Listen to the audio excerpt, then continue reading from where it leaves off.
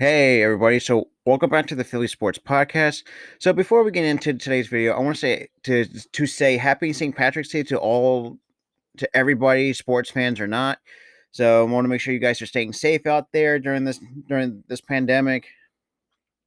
So in today's video, I'm going to talk about how the 76ers kind of barely won by the skin of their teeth against the New York Knicks by the final score of 99 to 96. Yeah. So where do I even start? You know, first of all, we should never, know, look. Knicks are a rebuilding team, so I don't know. Understand why we almost lost to, a, even though look them, even though before that game was played, they were 500 at 20-20. So, I mean, there's nothing I can complain about against them. Um, so let's go over. Yeah, I mean, before I get to the stats and whatnot, how the Knicks Sixer, and this is their second game without Joel Embiid.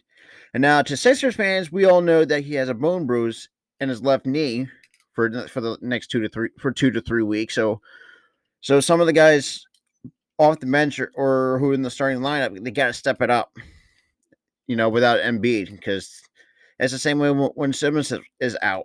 If we have Embiid on the floor and Simmons is out, sometimes we have a hard time playing well without either of those two on the floor. So, yeah, let's get right into it. Obviously with Danny Green, he's like most people would say when we first acquired him in the trade for Al Horford, he's not the shooter that he once was, but he's hot and cold at times. Like today, he only shot only 1 of 10 from the field, 1 from 7 for three with a block, 4 steals, 2 assists, and 1 rebound. Only finished that night with 3 points. Tobias Harris, who Sixers fans should know should have been an All-Star, but he kind of made that statement known, saying that I'm an All-Star, even with the fans back in the stands, which is a good thing for for a lot of Sixers fans. He's been over. I want to digress a little bit here. So it's going to be even though it's been a year without having fans in the stands. It felt good, to hear, actual fan, noise. But yeah, I mean, like Tobias Harris played only almost 38 minutes, 11 from 20 in the field, 4 6 from three. He was perfect from the line, 4 from the line, with 6 rebounds, 2 assists, 1 steal, and 1 block. Finished with a career high of 30 points. Tony Bradley, I mean, he's good. He's a good backup to Dwight Howard.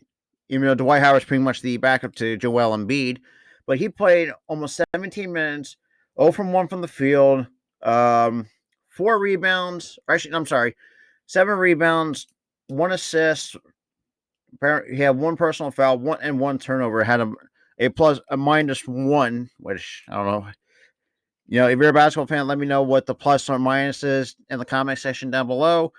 Yeah, I mean, Seth Curry, 31 minutes, 41 seconds of play, 7 from 14 from the field, 4 of 7 from three, with 2 of 2 from the line, had 3 rebounds, 2 assists,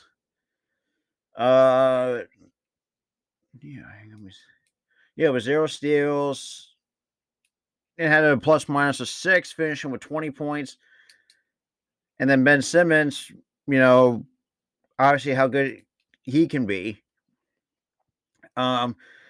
He finished the night with 8 of 14 from the field, 0 from 1 from the line, which, that's really nothing to scoff at, but he's been been a lot improved at the line.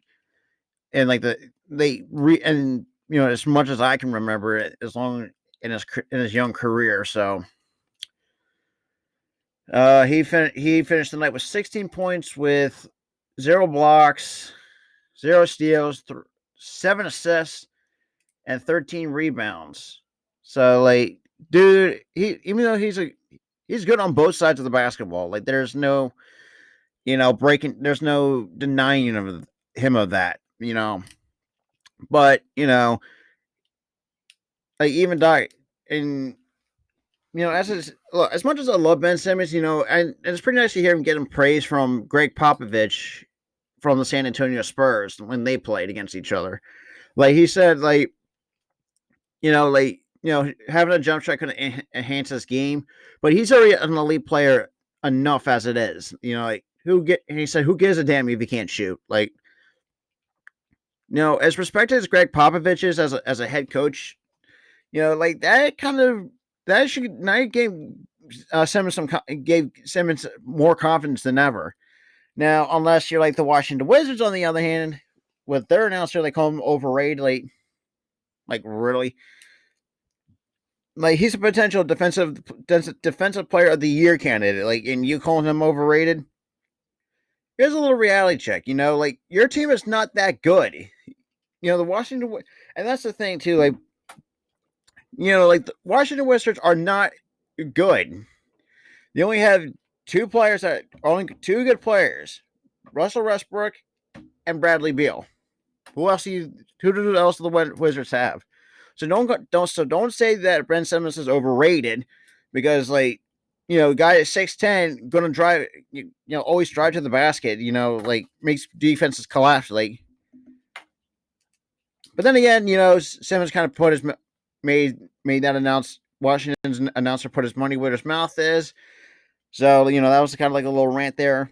But so far, I mean, they're 28-2. I mean, obviously Utah won as well. So even though we still got the second best record in the league, I mean, if you're talking, when I mentioned, the Washington's announcer is overrated, the only one team I can think is overrated is the Brooklyn Nets.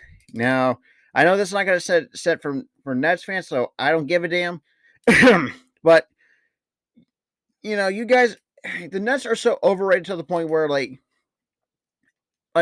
at the time by KD, Kyrie, James Harden, like once those guys' careers are done, like look, they're good offensively. I'm not gonna lie, but the fact is that like there are some games that they should have lost because they're so horrible on defense. Like compared to us, we're the opposite. Even though at times we gave the it had the give up turnovers here and there, but I'm not really too not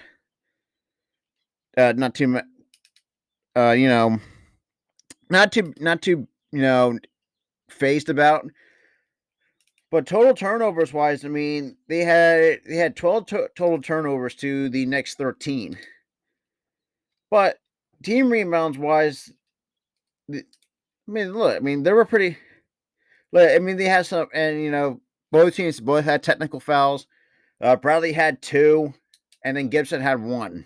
Because all the defensive 3-second violations. But like I said, I'm really impressed with the Sixers so far for the first 40 games of the season. Like, I mean, on paper, I think we could use a piece or two to help strengthen, especially on the bench. Getting rid of someone like trading Mike Scott or especially Terrence Ferguson and Danny. Once Danny Green and Terrence Ferguson goes, like that's some like cheap money off the books. So we have more cap space to work with here. Tyrese and I would keep Tyrese Maxey because kid's good.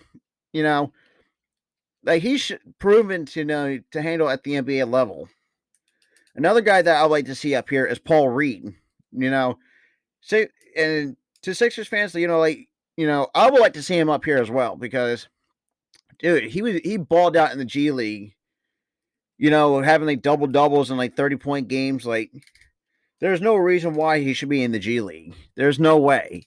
But it is what it is. But like, if you like the content I'm putting out so far, make sure you hit the like button. Make sure you hit the subscribe button. Leave your thoughts in the comment section down below because I would like to hear what you guys have to say or what your opinions are because I love a good opinion. But other than that, I mean, also you can email me if you have any questions or ask any. You can ask me any questions or whatnot. You can also tweet them, or you can send me them on Twitter, or you can tweet them at me, which I'll link it in the description below, along with my email at phillysportspodcast97@gmail.com. So thank you guys so much for watching. I'll see you guys in the next video.